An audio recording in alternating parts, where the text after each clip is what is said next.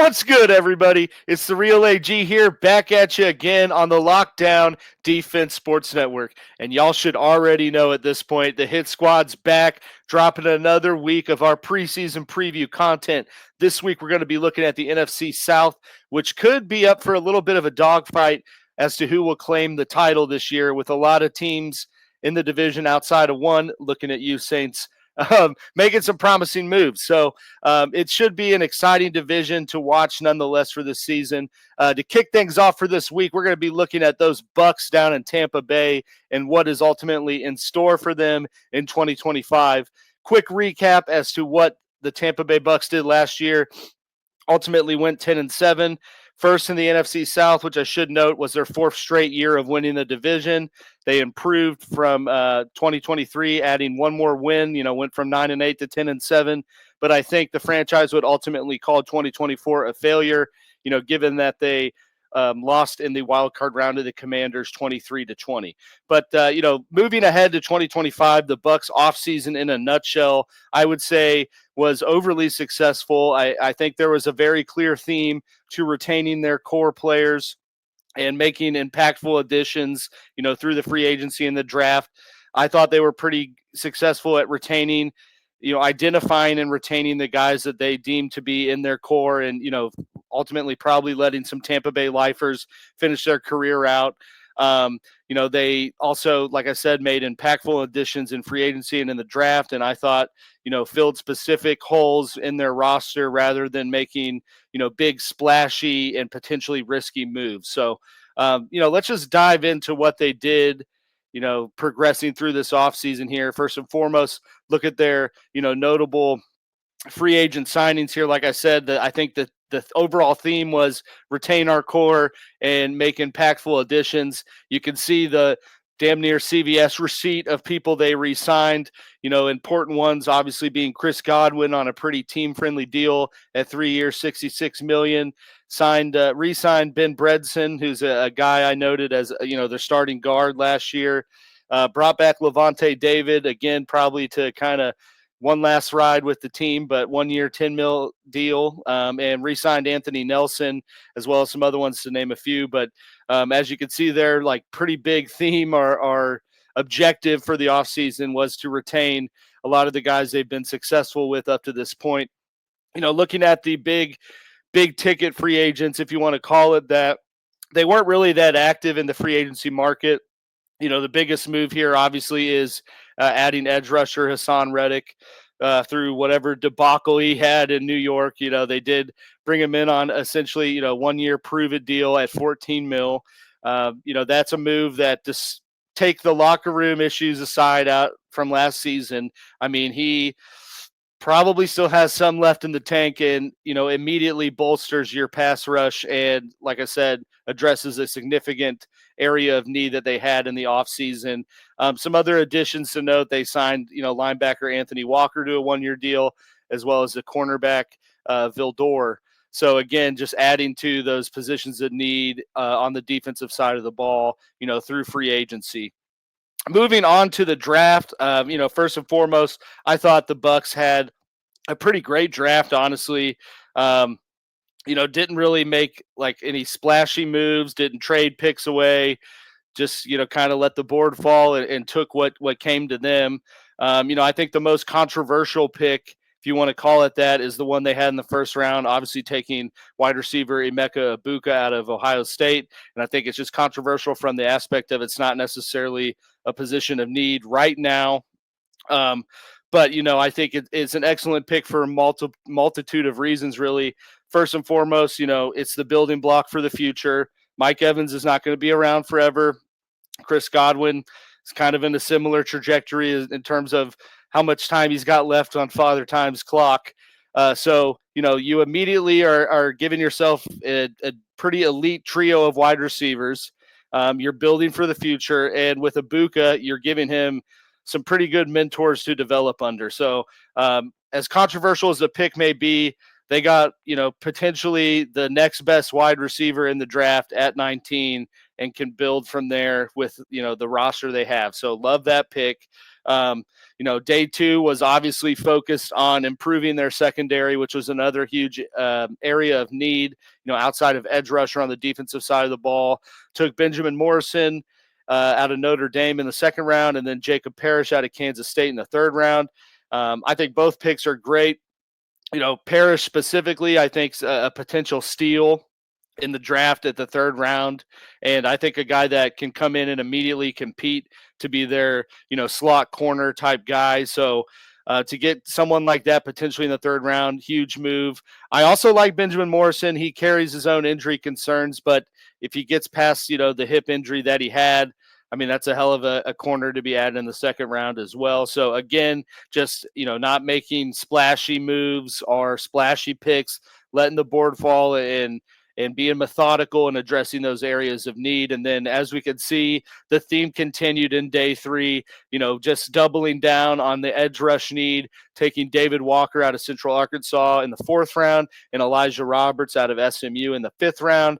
And then, further added to just helping develop the offense by taking the speedy wide receiver, although some may say undersized, but speedy nonetheless, wide receiver in Tez Johnson out of Oregon in the seventh round. So, all in all, I thought it was a great draft. Again, methodically addressing areas of need, and I would grade their draft as a B+ when it's all said and done. Looking at any trades or coaching changes that Tampa Bay had, they were relatively quiet, I think, in terms of rumors. Like, made no trades up to this point, and I have not seen a whole lot of just outside tinfoil hat type trades that they've been linked to, across the web. And then looking at coaching changes, I mean, we all kind of saw the shenanigans that played out, that saw, offensive coordinator Liam Cohen go from being the highest paid OC in the league and staying in Tampa Bay to, in the span of 6 hours, being the head coach of Jacksonville. So, with him moving on, they obviously had to replace their QB whisperer at offensive coordinator. Saw him do that with Josh Grizzard, which they actually promoted up. He was the passing game coordinator under Cohen and in, I think, the past couple years. So, with that being said, you could see some challenges in Tampa Bay's offense, which has been pretty productive under Cohen. But, I would think that it's generally going to be the same principles since they did promote within and from his tree. So, that's definitely the big coaching change to just monitor to see how that offense looks early on with someone who's a first-time coordinator, first-time play caller in the league. Definitely going to be something to watch. Looking at other coaching additions, this one's just a fun one for my college football fans out there. But they also added Charlie Strong as a D-line coach. And you may be thinking, where do I know that name from? He was a hot coaching commodity about 10 years ago until he wasn't. But, just goes to show what the coaching life cycle can be like. You're at the top of the world, and then next thing you know, D-line coach in Tampa Bay. But is what it is. Shout out to Charlie Strong there. And another of significance to note with regard to just the personnel in the front office, we saw both Todd Bowles and the GM Light receive contract extensions. So that Tampa Bay's confident in what they're doing and are going to keep letting them build, the way they have been since, Bowles took over and they kind of were on that run it back tour from the Super Bowl. But yeah, so those are, the big trades, coaching changes to review as we look ahead. Looking at the schedule as a whole, there it is right there. Honestly, pretty, run-of-the-mill schedule in terms of its difficulty or strength of schedule. I think looking at it, they had the 18th hardest or toughest schedule in 2025. I think the Vegas win total has them at 9.5. They definitely have a little rough stretch of games in the first part of the season, immediately opening things up with an NFC South matchup, and then draw the, potentially the Niners as a tough matchup early on, and then, have the Lions and the Eagles through the first 7 weeks. And then another little interesting stretch on the schedule to note here is, looking at weeks 13 through 15, they have, ironically, somehow NFL gods or the scheduling gods were smiling on them, but gave them 3 consecutive home games there across those weeks. So interesting little stretch, and could certainly have some playoff implications. It could be a leg up for Tampa Bay in those settings. But looking at the offseason as a whole, I would grade it as a B plus. Like I said, I really liked a lot of the moves they made. In terms of the 2025 prediction, I hate to say this to you, Tampa Bay, but I don't have you guys being any better or any worse than they were in 2024. That's right. I got the record for 2025 at 10-7. Just because, I think that they're going to continue to be competitive. And the big driving factor for if they're in the playoffs is just how much more competitive can the NFC South be around them. But it's arguably the easiest division that Tampa Bay has controlled through the last 4 years. So let's see if 10-7 is enough to make it 5 years in a row. But just kind of briefly glancing across the schedule here, just looking at the wins and losses.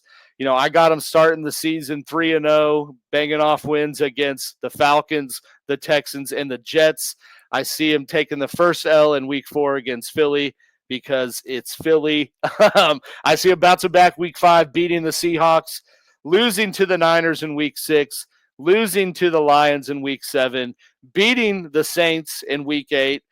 Got the bye week 9. Coming off of the bye, got them winning against the Patriots, losing to the Bills in week 11, losing to the Rams in week 12, beating the Cardinals week 13, beating the Saints week 14, losing to the Falcons at home in week 15. And then to wrap things out with the final trio of games, I got them beating the Panthers, beating the Dolphins, and losing to the Panthers at home. Just because at that point, I think things are going to be locked up and they don't really need to be playing anyone. But there you have it right there. The losses I think are expected losses, and they're right at their Vegas win total, or I guess the over, getting 10 wins. But that's just the way I see the cards falling for Tampa Bay. But I think the burning questions that will ultimately determine how successful the Bucs are in 2025 is, like I said, the offensive consistency and the play calling. Is there going to be a step back from Cohen moving on and Grizzard moving up, being a first-time coordinator, first-time play caller? So, we'll have to see if they can maintain that momentum they've been building. And, they're going to need Baker Mayfield to continue to play at a high level, which he has been doing. But as we kind of know with Baker Mayfield, I feel when the lights are the brightest, that's when he tends to make a few mistakes here and there. But, those are the two driving factors on the offensive side of the ball. On the defensive side of the ball, we need to see some drastic improvement from what was a highly touted elite unit. They've kind of definitely, fallen off the cliff a little bit since that Super Bowl run. I think been declining every year since then.